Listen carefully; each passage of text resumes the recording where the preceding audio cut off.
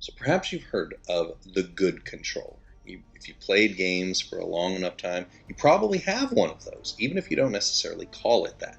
Now, you may have several controllers, and I've got them all over the place. Most of them have had the nubs eaten off by our baby.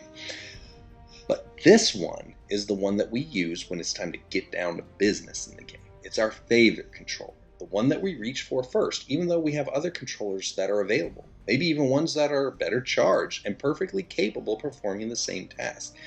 It's the controller that we don't hand to the company when they come over to play. And if someone comes over with little ones who want to play on our game console, it's the controller that gets hidden very, very quickly to protect it from their little Cheeto hands.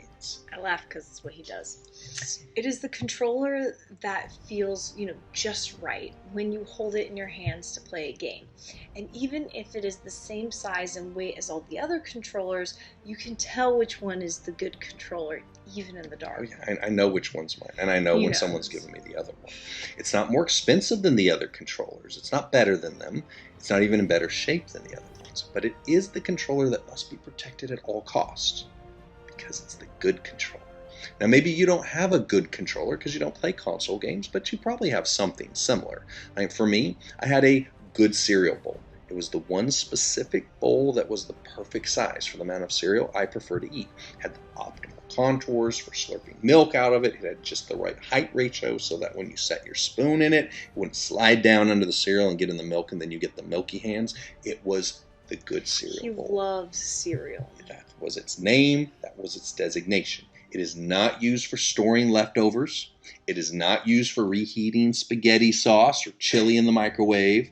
It does not double as a bowl that you use for whisking eggs or making homemade Play-Doh. Even though it's fully capable of performing all of those tasks and so many more, it is the good cereal bowl. It was a specific role that it was designed for that made it special and unique. It was not better than the other bowls. As a matter of fact, it doesn't match any of the rest of our dishes, much to my wife's dismay. It was simply set apart to serve a specific need. And in order for that mission to be fulfilled, there were things that my cereal bowl was not to be used for. It needed to be clean and available for the use it was intended for. And because of that, it was treated a little differently than the other bowls, so it could be preserved for this special purpose. The idea of being set apart for a purpose is something we're often familiar with when it comes to our possessions, our finances, our time, and other controllable areas of the human experience.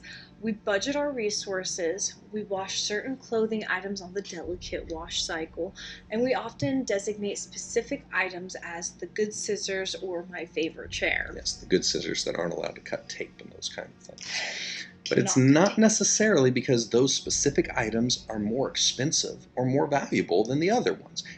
They're made valuable because of how we view them, how we treat them, and what we allow them to be used for. And in our spiritual walk, this concept has a term that we're probably familiar with, a word that may have different connotations based on how you've been exposed to it in the past. That word, break for it, is holiness. Now, hold on, take a deep breath. It's going to be okay. We're not going to ask you to sell your car and go get a horse and a cart or anything like that. Holiness is a word that sounds a lot more mysterious than it should. It invokes everything from legalistic interpretations of Scripture to an impossibly high set of standards that we have no idea how to fulfill. But what if I told you that the idea of holiness is not as scary as you might think? That you're already treating things in your life as holy in ways that you may not even realize. So let's jump straight into this and see what we can figure out, starting with one of the most well-known verses on the subject in 1 Peter 1. He says, "Therefore gird up the loins of your mind, be sober, rest your hope fully upon the grace that is to be brought to you at the revelation of Jesus Christ, as obedient children, not conforming yourselves to the former lust as in your ignorance, but as he who called you is holy. You also be holy in all your conduct, because it is written, be holy, for I am holy."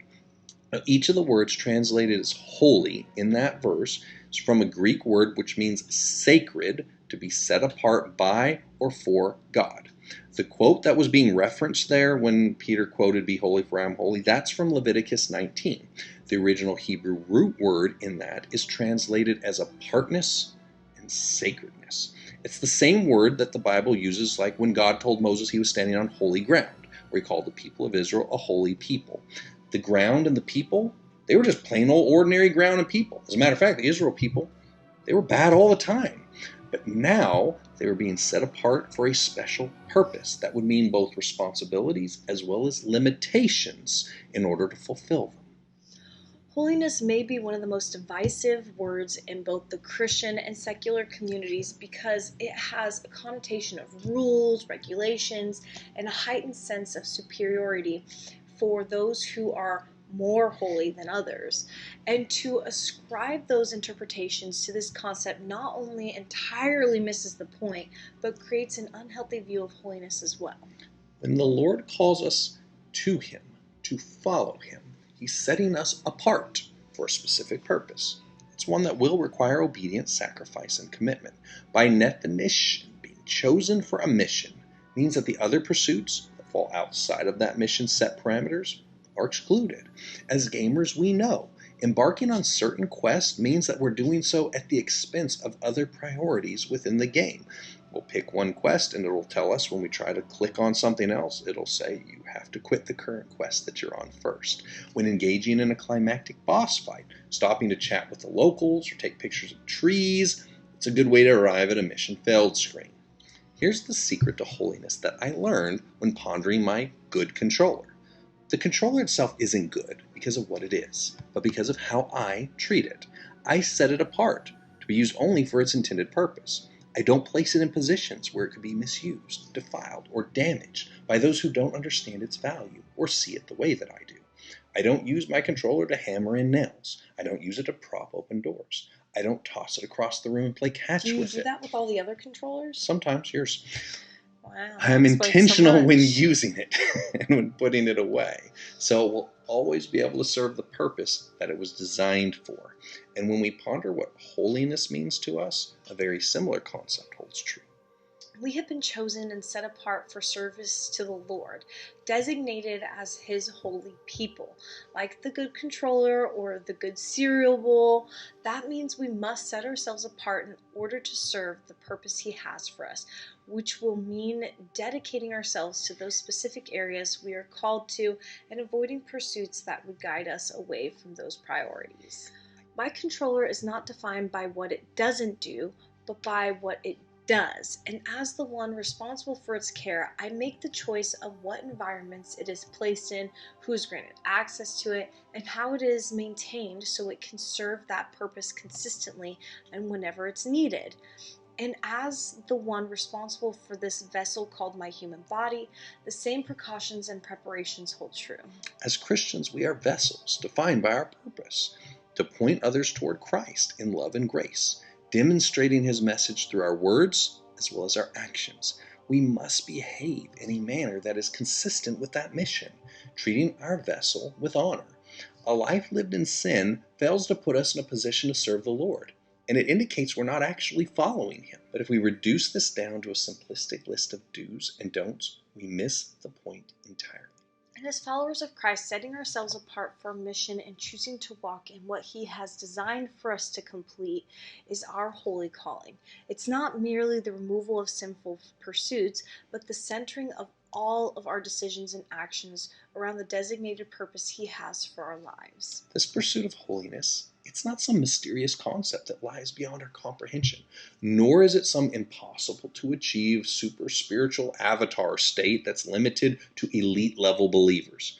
It is living our life with an understanding that we serve a higher purpose as followers of Christ. And because of this, we set ourselves apart from anything that would result in damaging, defiling, or limiting the use of our vessel for the calling He's given us.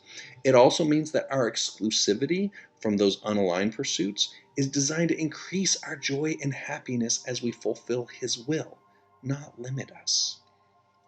It doesn't make us superior to others or mean that we are too valuable to use or too precious to hold. My good controller is not locked behind glass. It's actually the one I play with the most. It definitely shows signs of usage and wear, but its usage is in a way befitting its mission as an item set apart for a very specific purpose.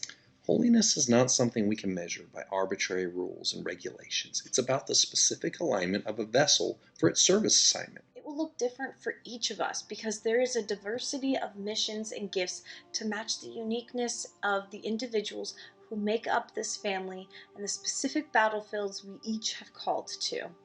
But we are all called to be set apart, living a life on this earth that is treated as sacred and holy. Not for superiority, but for service. Not for the purpose of restriction or limitation, but for effective utilization. We have been set apart and designed for His use in this world we're currently occupying, for the purpose of doing good works and bringing light into the darkness. And if we miss that mark, we can be restored back into working condition through His grace. Let's yield our hearts, minds, and actions to His mission in all we say, think, and do. And if we are intentional with aligning our vessels with what the Spirit of God has called us to accomplish, we will find that holiness is not an impossible pursuit, but an alignment of who we are with what we have been called to do. We can all be the good controller, not because there's anything good in us, but because we have willingly placed ourselves and the control over our choices into the hands of the one who is the definition of